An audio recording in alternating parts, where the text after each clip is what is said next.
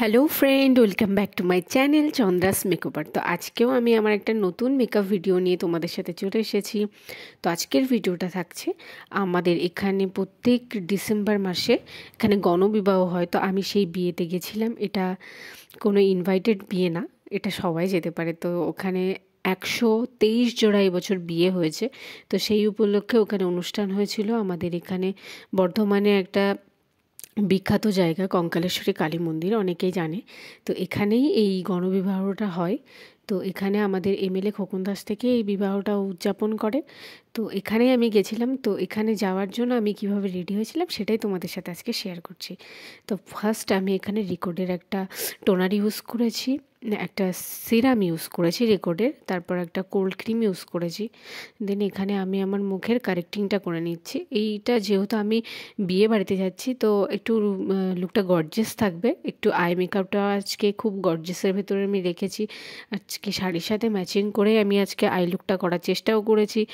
আর এখানে আমি আমার মুখের স্কিন কালারের আমার যত ডার্ক সেল এবং যত অ্যাকনি প্রবলেম আছে সেগুলোকে ভালোভাবে কারেকশান করে নিচ্ছি এখানের একটা আমার স্কিন কালারের শেড দিয়ে।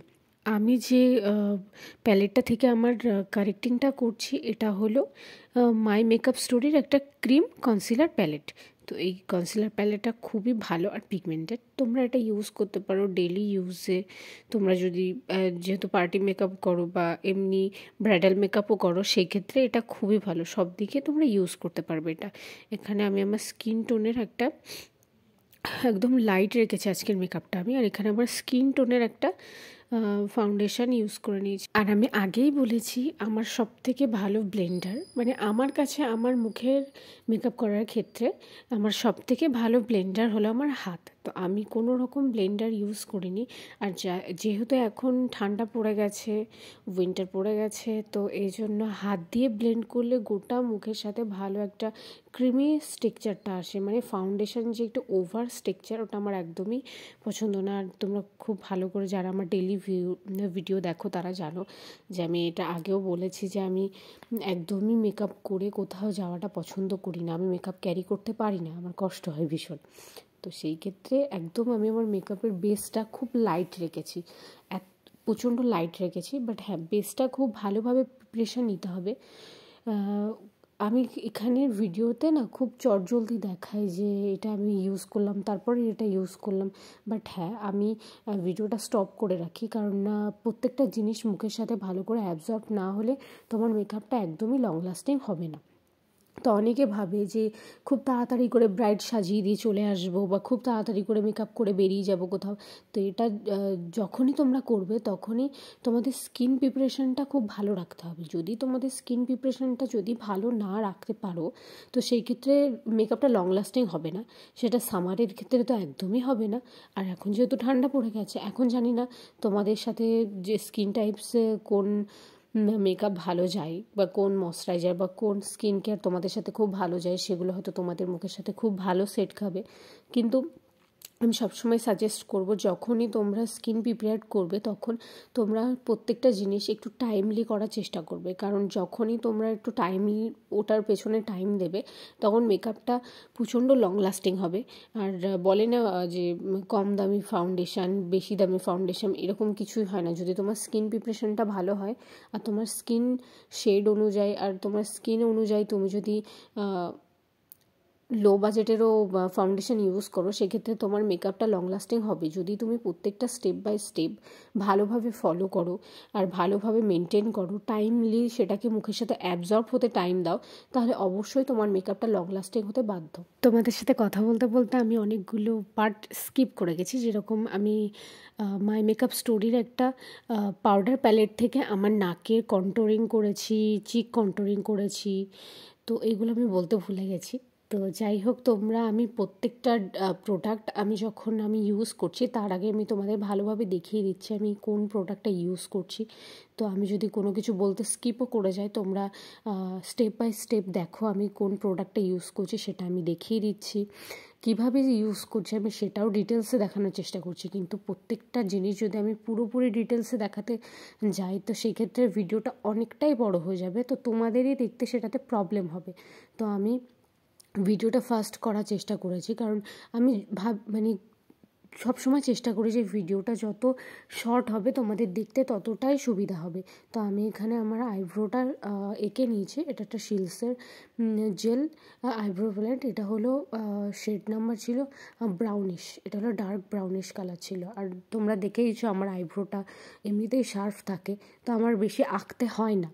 তো আমি এবার দেখো যে স্টেপটা, এটা হলো আজকের মেকআপের সবথেকে বিশেষ একটা ভালো একটা স্টেপ, কারণ আমি খুব আমার সব মেকআপের ক্ষেত্রেই দেখেছো আমার আই মেকআপটা একদম নুডের ভেতরে থাকে। তো আজকে আমি বলেছি আজকে একটা গর্জিয়াস আই মেকআপ করব।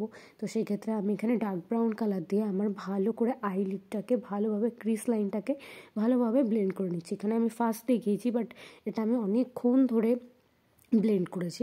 আর আইশ্যাডো যখনই তোমরা অ্যাপ্লাই করবে তখনই একটু ব্রাশটাকে ঝেড়ে নেওয়ার চেষ্টা করবে, কারণ তোমরা যে আমি যেটা ইউজ করছি এখানে আইশ্যাডো প্যালেট থেকে, সেটা থেকে না পাউডার খুব একটা পড়ে যায় না। আমি তবুও ওটা ইউজ করি যেন মেকআপের বেস কমপ্লিট করার পর যদি ওই পাউডারগুলো ওপরে পড়ে তখন এত একটা বাজে একটা আসে। তো আমি আবারও বলতে স্কিপ করে গেছি আমি আইশ্যাডোটাতে কী কী দিয়েছি। তো আমি আইশ্যাডোটাকে ভালো করে ডার্ক ব্রাউন কালার দিয়ে ফার্স্ট আমার ক্রিজ লাইনটাকে ভালোভাবে ব্লেন্ড করে নিয়েছি। তারপর ওই ডার্ক ব্রাউন আর এখানে শিমরি ব্ল্যাক কালার দুটো মিক্স করে আমি ভালো করে আবারও ব্লেন্ড করে নিয়েছি। দিয়ে আর একটা ব্রাউন কালার দিয়ে ভালোভাবে আমার গোটা আই বলটার ওখানটা ভালোভাবে আমি মিক্স করেছি ব্রাশ দিয়ে। তো এখানে তুমি ব্রাশ খুব স্মুথলি ইউজ করতে হয়। আইশ্যাডো যখনই তুমি তোমার চোখে ব্লেন্ড করবে তখন তোমার ব্রাশটাকে একদম স্মুথ করতে হয়, একদম এরকম না যে তুমি চেপে ধরে কালারটা দিলে সেটাতে কি হয় তোমার আই লুকটা একদম বাজে হয়ে যায়। দেন আমি এখানে ওই একটা প্যালেট থেকে ক্রিম ব্লাশ নিয়েছি, ক্রিম কনসিলার নিয়েছি, নিয়ে আমার ওখানটা ভালো করে আমি একটু কাট ক্রিস করেছি, হাফ কাট ক্রিস করেছি। এবার নিজের চোখে হাফ কাট ক্রিস করা একটা ভীষণ টাফ ব্যাপার। আমি যখন আমার ব্রাইডের চোখে হাফ কাট ক্রিস করি তখন ওটা ইজি হয়ে যায় আর খুব সুন্দরভাবে হয়। এবার নিজের চোখে একা একা হাফ কাট ক্রিস করা এটা একটু টাফই ব্যাপার। আর ওটা আমি হাফ কাট ক্রিস করে ওখানে হালকা একটা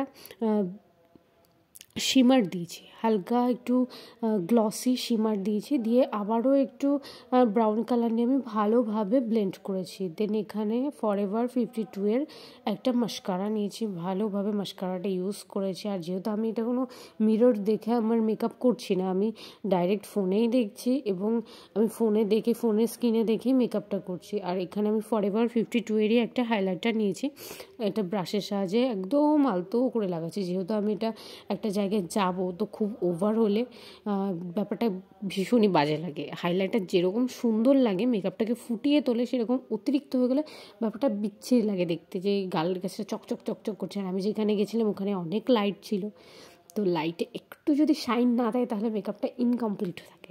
তো আমি আবারও দুটো প্রোডাক্ট স্কিপ করে গেছি, যেরকম আমি ফরএভার 52 এর কাজল লাগিয়েছিলাম আর ফরএভার 52 এরই আইলাইনার লাগিয়েছিলাম। আর আইলাইনারটা আমি না ফোনের স্ক্রিনে দেখে একদমই লাগাতে পারি না, এই জন্য মিরর নিয়েছিলাম।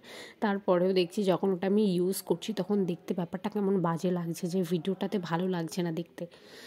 তো আমার ফাইনাল লুক। আর হ্যাঁ, এখানে ল্যাকমির একটা লিপস্টিক, ডার্ক মেরুন কালারের লিপস্টিক আমি ইউজ করেছি।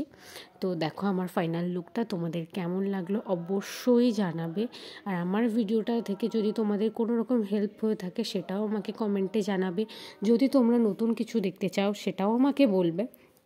আর আজকের ভিডিওটা যদি তোমাদের ভালো লেগে থাকে তাহলে like, comment, share and subscribe করতে একদমই ভুলো না।